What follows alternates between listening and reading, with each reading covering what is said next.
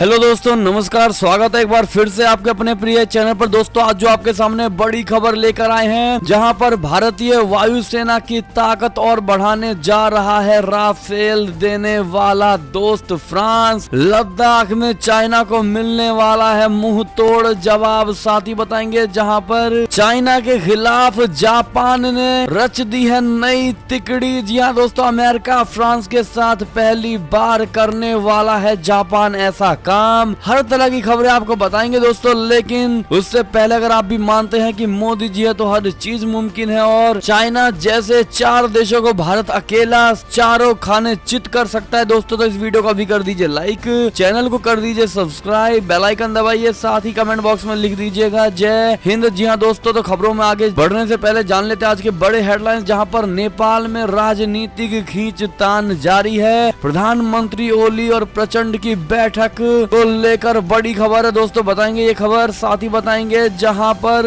अरुणाचल के नजदीक चाइना ने किया है 3 गांव का निर्माण। वो कौन से गांव है दोस्तों, और गांव के निर्माण के बाद ग्रामीणों को लेकर कौन सी हरकतें की गई है चाइना के द्वारा, सब बताएंगे आपको। साथ ही बताएंगे जहां दुश्मन के ऊपर खच्चे उड़ाएगा हमारा आर्टिलरी गन सिस्टम। जी हाँ दोस्तों, ये भी बताएंगे। साथ ही बताएंगे जहां इजराइल को लेकर सऊदी प्रिंस सलमान के भाई ने कर दी है बड़ी हरकत। जी हाँ दोस्तों, ये भी बताएंगे आपको। उससे आगे बताएंगे जहां पर फ्रांस से अब राफेल खरीदने जा रहा है चाइना का एक और दुश्मन देश। अब दूर होने वाली है ड्रैगन की बड़ी दादागिरी। जी हाँ दोस्तों, वो कौन सा देश है जो फ्रांस से भारत के बाद राफेल खरीदने वाला है, बताएंगे दोस्तों आपको। साथ ही बताएंगे जहां पर सरकारी गारंटी के साथ आपको मिलने वाला है डबल पैसा। बिना देरी इस स्कीम में आप निवेश कर पाएंगे दोस्तों, तो जानने के लिए बने रहिएगा वीडियो के अंत तक। और अंत में इस वीडियो को हमेशा की तरह अपने भाई बंधुओं में व्हाट्सएप, फेसबुक, ट्विटर के जरिए पूरे भारत में शेयर करना बिल्कुल मत भूलिएगा दोस्तों। तो अब चलते हैं सबसे एक्सक्लूसिव और बड़ी खबर की तरफ, जहां पर भारतीय वायुसेना की ताकत और बढ़ाने जा रहा है राफेल देने वाला दोस्त फ्रांस। लद्दाख में चाइना को मिलेगा मुंह तोड़ जवाब। आपको बता दें, चाइना के साथ पूर्वी लद्दाख में जारी सीमा विवाद के बीच भारतीय वायुसेना यानी IAF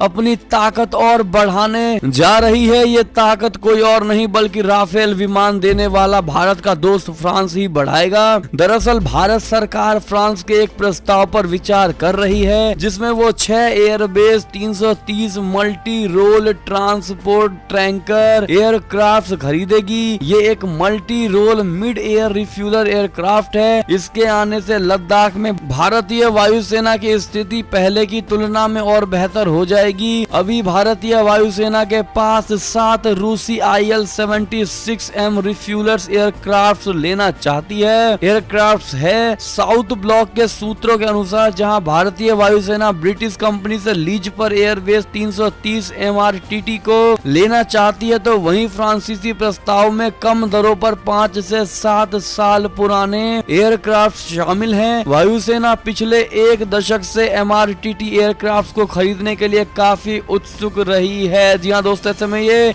बड़ी खबर थी और भारत की ताकत अब और बढ़ने वाली है दोस्तों। यहाँ तक समझिए कि भारत की ताकत अब डबल होने वाली दोस्तों। ऐसे में आपकी क्या राय है, और फ्रांस को थैंक यू जरूर कह दीजिएगा। और ऐसे में चाइना को मुंह तोड़ जवाब मिलने वाला है दोस्तों। ऐसे में एक और खबर की माने तो चाइना के खिलाफ नई तिकड़ी बना रहा है जापान। अमेरिका फ्रांस के साथ पहली बार करेगा युद्धाभ्यास। बता दें आपको, दक्षिण चीन सागर में ड्रैगन की बढ़ती दादागिरी के खिलाफ जापान नई तिकड़ी बना रहा है। जापानी मीडिया रिपोर्ट्स के अनुसार अगले साल मई में अमेरिका और फ्रांस की नौसेना के साथ जापान अपने एक द्वीप के नजदीक बड़े पैमाने पर युद्धाभ्यास करेगा। जापान ने इससे पहले अमेरिका और फ्रांस के साथ कोई त्रिपक्षीय युद्धाभ्यास नहीं किया है। हाल के दिनों में जापानी क्षेत्र में चाइना की नेवी और एयर फोर्स की घुसपैठ भी काफी तेज हो गई है दोस्तों। आपको बता दें कि सेंकेई न्यूज़पेपर की रिपोर्ट के अनुसार ये युद्धाभ्यास जापान के निर्जन द्वीपों में से एक पर समुद्री और जमीनी इलाकों में किया जाएगा। इस दौरान तीनों देशों की नौसेना प्राकृतिक आपदा के दौरान राहत और बचाव कार्य की तैयारियों को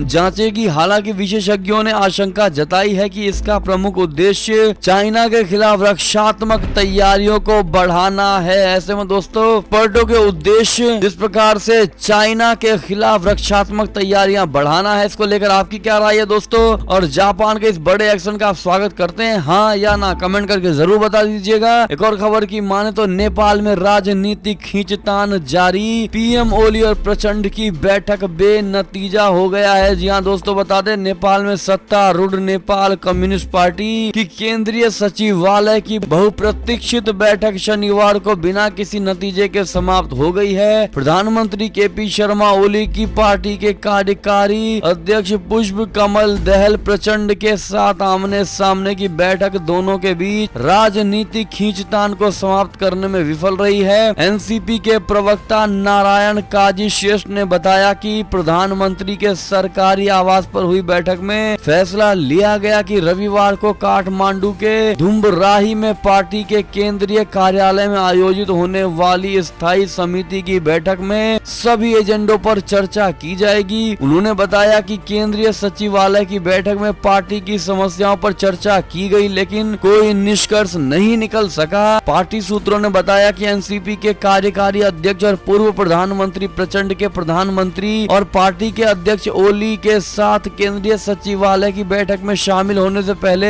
लगभग 4 घंटे तक बैठक हुई है। समय दोस्तों, नेपाल में इस राजनीतिक खींचतान को लेकर आपकी क्या राय है दोस्तों? कमेंट करके जरूर बता दीजिएगा। एक और खबर की अगर बात करें तो अरुणाचल प्रदेश से बड़ी एक्सक्लूसिव खबर, जहां पर नजदीक चाइना ने किया 3 गांवों का निर्माण। जहां अरुणाचल प्रदेश के नजदीक चाइना ने किया 3 गांवों का निर्माण, ग्रामीणों को किया स्थानांतरित। जी हाँ दोस्तों, बड़ी खबर आ रही है, जहां चाइना ने बुमला पास के करीब 5 किलोमीटर दूर कम से कम 3 गांवों का निर्माण किया है, जो कि पश्चिमी अरुणाचल प्रदेश में भारत, चाइना और भूटान के बीच त्रिकोणीय जंक्शन के करीब स्थित है। इस क्षेत्र में भारत और चाइना के बीच सीमा को लेकर विवाद है और ये नया निर्माण अरुणाचल प्रदेश की सीमा के साथ चाइना के अपने क्षेत्रीय दावों को मजबूत करने की दिशा में एक महत्वपूर्ण कदम हो सकता है। दोस्तों, चाइना की गतिविधियों पर नजर रखने वाले ब्रह्म चेलानी का कहना है कि चाइना अपने क्षेत्रीय दावों को मजबूत करने और सीमा पर घुसपैठ को बढ़ावा देने के लिए भारत की सीमा के पास कम्युनिस्ट पार्टी के हेन चाइनीज और तिब्बती सदस्यों को बसा रहा है। जी हाँ दोस्तों, ऐसे में इन ग्रामीणों को यहाँ बसा करके भारत के साथ